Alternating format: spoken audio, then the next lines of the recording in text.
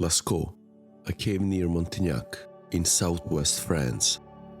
It was discovered by four boys, Marcel, Jacques, Georges, and Simon, as well as Marcel's dog, Robot, in 1940.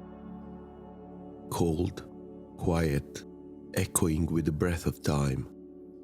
On its walls, over 600 animals painted by hands that hunted 22,000 years ago to 17,000 years ago.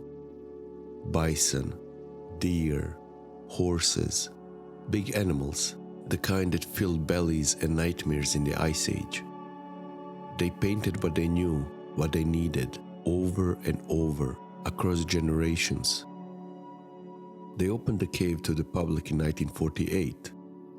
By 1955, the breath of thousands of visitors a day smudged the ancient beauty. They shut the real cave down in 1963.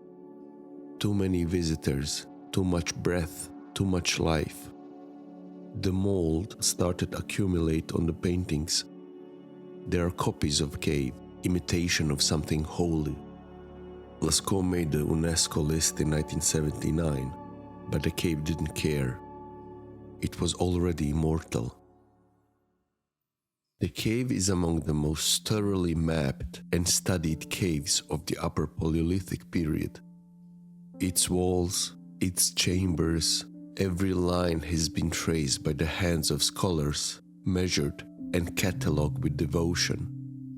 There are photographs, many of them, clear, detailed, generous in what they offer. And for that, I'm grateful. It means I don't have to spend long hours searching for some blurred image of a cave no one's ever heard of, buried deep in academic texts or protected by copyrights on the internet. There is a comfort in this accessibility, a kind of joy even, because for once, the past doesn't resist. The cave of Lascaux is surrounded by caves, like shelters drawn together against the long, hard wind of the world. You can almost see them, those people, moving between the valleys, sharing fire, stories, the meat from a kill. They must have known each other. They must have leaned on one another in the cold. That's how they lived, not alone, but together, bound by the need to survive and the quiet hope that tomorrow might still come. Maybe I'm romanticizing. I want to believe in it. Hall of the Bulls in Lascaux, one of the great achievements of humans. I don't know what is about this place. You look at it, all the noise in your head just stops. You're not thinking about taxes or traffic or whether or not you left the stove on. You're just there, standing in the dark with these people who are long gone, and you feel as they might have been your friends. Maybe you knew one of them once. This important photograph shows the Hall of the Bulls at the time that very little, if any, earthworks had been undertaken to make the cave accessible to the general public. No walkways, no velvet ropes, no guide with a flashlight and memorized speech. Just the cave, just the paintings, just the feeling that you are trespassing in a sacred place. Note also the hole in the wall around which the animals have been carefully painted, which established that the hole came first, the artwork later. They were careful. They worked around the hole. Aurochs in the Hall of Bulls. Note the 4 short lines on the body. It's like a code, a secret you are not supposed to know. Many of the images were painted in order to be seen from a particular position in the cave. They knew what they were doing. The angle, the shape of rock, the light from the torch. They painted for a viewer, for someone like you, like me. The drawings are overlapping, like memories, like dreams, one fading into another. These beasts, These divine ghosts of muscle and motion are not drawn, they are summoned with a line and pigment as invocation, as if the very wall had yearned to remember the hunt. The painter, nameless and ancient, does not flatter nature. The artist conquers it, bending ochre and charcoal to echo the will of the animal's breath. The great black bull is 371 centimeters long and 193 centimeters tall. It is the largest work in the axial gallery. He is huge. He owns the place. Like a god, if you believe in those. He's painted over, sure, but he's still there, underneath it all, as grief that never quite leaves you. I see the bones of the world breathing on the walls. They call it axial gallery. I call it truth. It is made by need, by hunger, by something boiling in the gut when the hunt was good or when it wasn't. They painted what they saw, what they feared, what they killed. These small horses and black ibex look like they're running away from something you cannot see, or running towards it. Either way, they're going somewhere you can't go. Painted in silence of cave, the art screams. They're painted with the kind of love you only give to something you are about to destroy. Note that the ibex appears to have been done with the heel of the hand dipped in a black pigment, or using some kind of absorbent material to achieve the same result. Imagine that, heel of the hand dipped in death, dirt, animal blood. This is not painting, that's the artist reaching for something in the dark and hoping it stays there. It is a prayer. These three horses, especially those two on the left and the right, reminds me of so many children's work that I've seen as a teacher.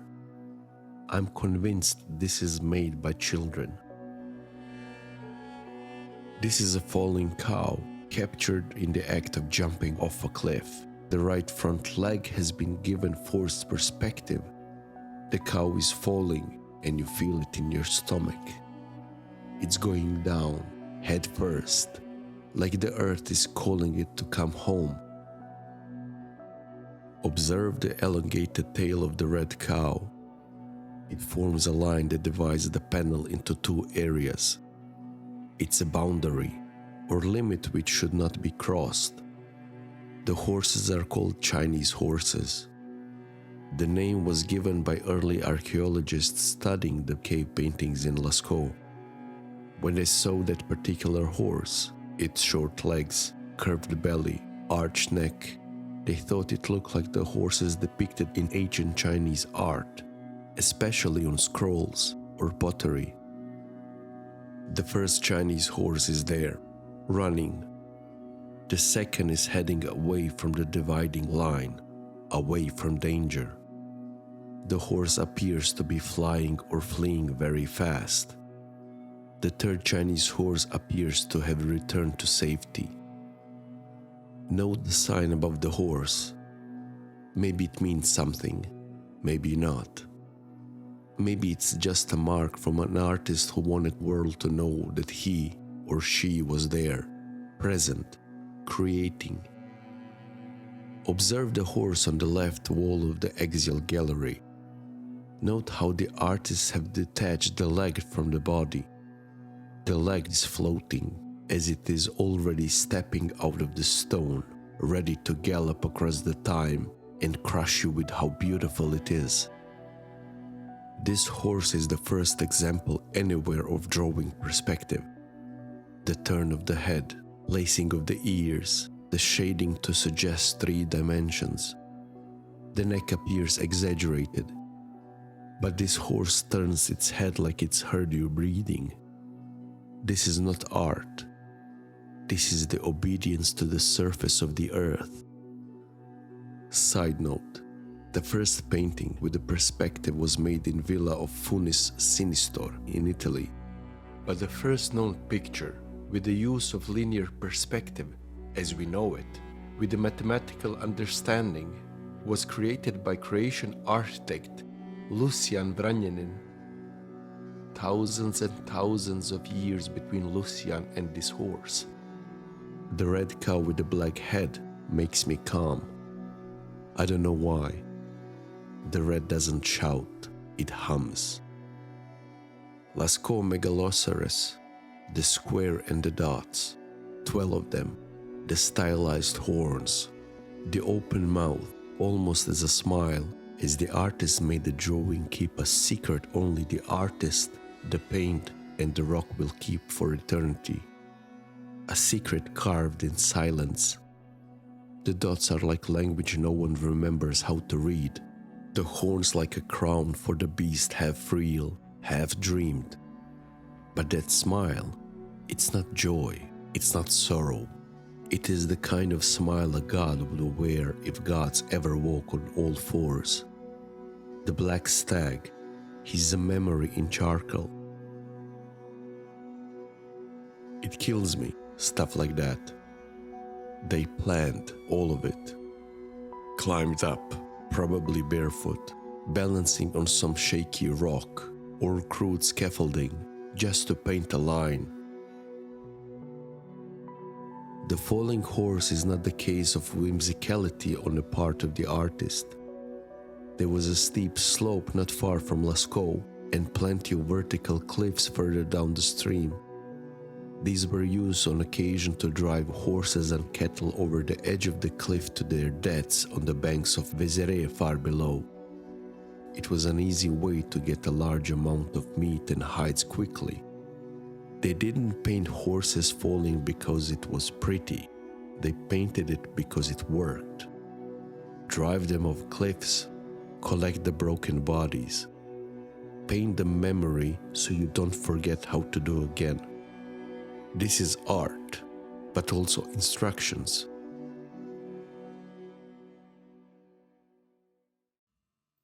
The passageway, or the passage, connects the hall of the bulls and the nave and the apse. It has a high density of images that are often difficult to interpret. 385 engravings, horses, bison, ibex, aurochs, deer, the various signs, including a hook, a cross, and squares.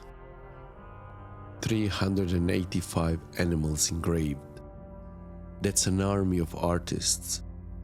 It was done over thousands of years, too many generations to count. It tells me that there was always a need for art. There's a horse there, bearded horse from the passageway, engraved and painted. There's something charming in its exaggeration, like the artist's grin to himself as he traced the curve of the jaw, like he knew someone might smile back 10,000 years later, 20,000 years later. And then there's the apse. It's limited space, about 30 square meters of area, with the walls about 3.5 meters high, contains more than 1,000 figures. Lascaux is best known for the paintings. However, the art of Lascaux is clearly dominated by engravings. There's too many to cover, but this is an engraved deer in the apse. It would appear that either the engraved lines has been colored on the wall itself, or more likely that the pictures had been colored later to bring the shape of the engraving. This is a superb piece of art. It really is. And there's no better word for it. No flourish, no metaphor, just truth. This is known as the large sorcerer or the wizard. It's 1 meter high.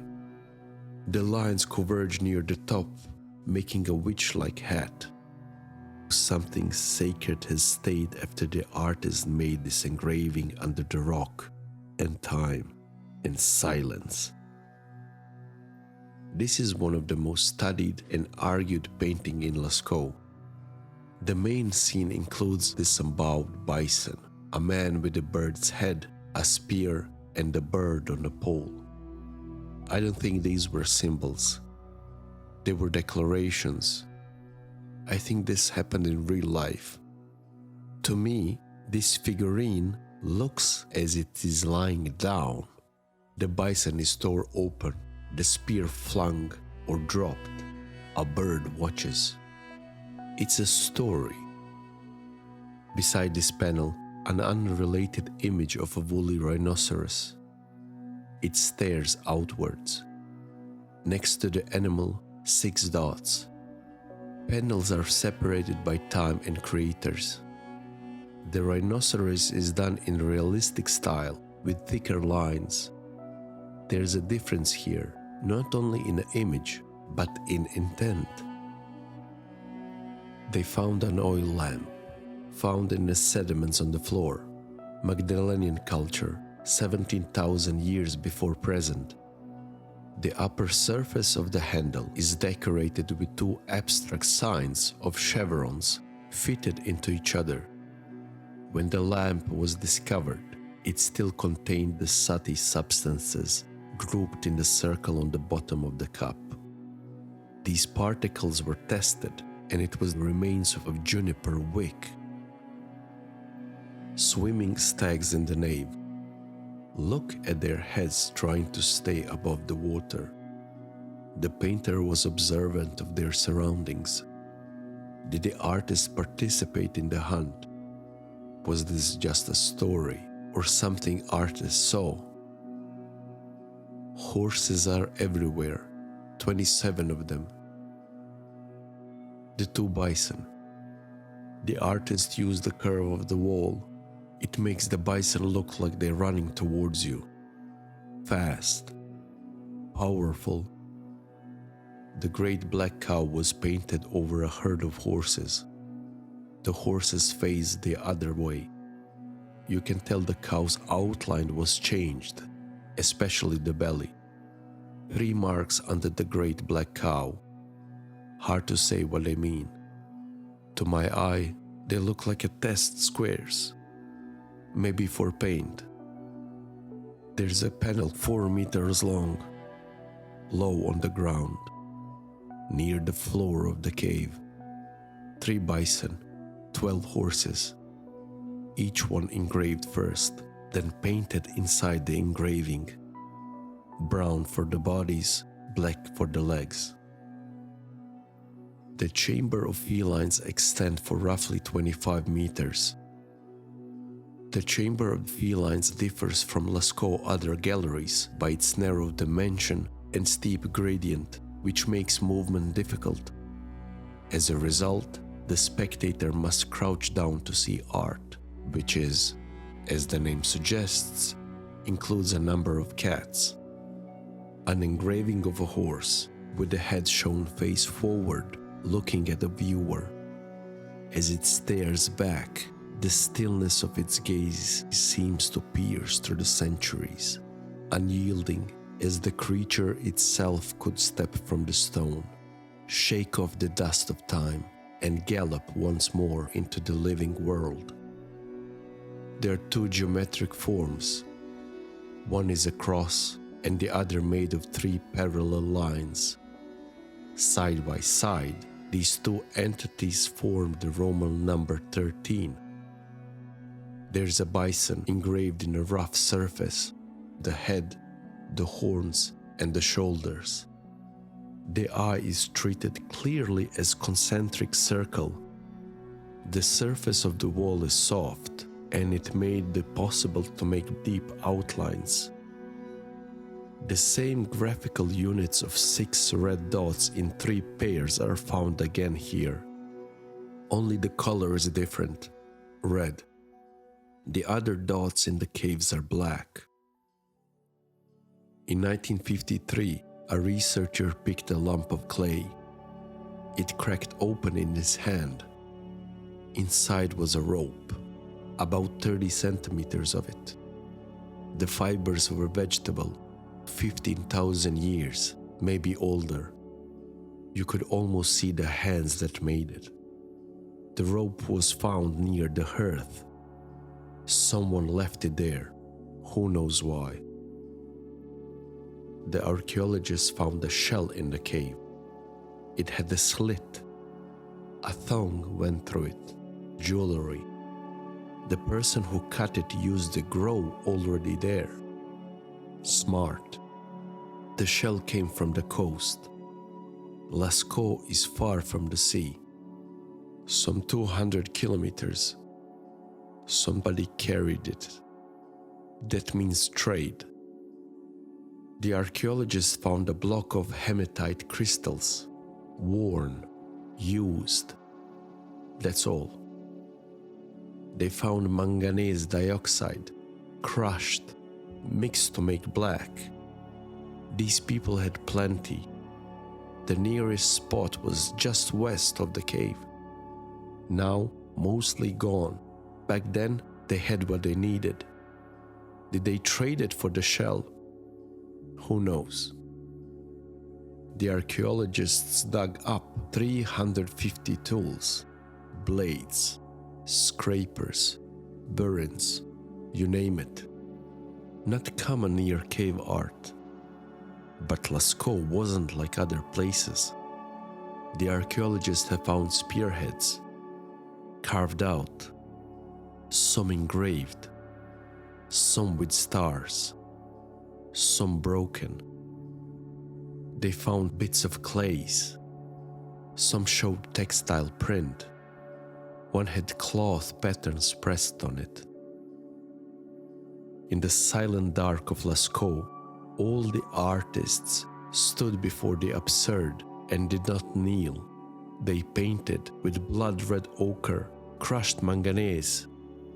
They used brushes. Did they use hair or did they chew the end of the stick? With the sharpened flint, they carved with the defiance into the walls of the cave. These were not survival tools alone. They cry of the will, raw affirmation of existence against the indifference of the stone and time.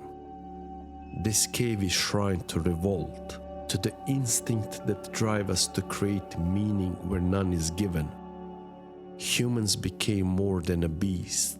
They became artists, eternal, immortal.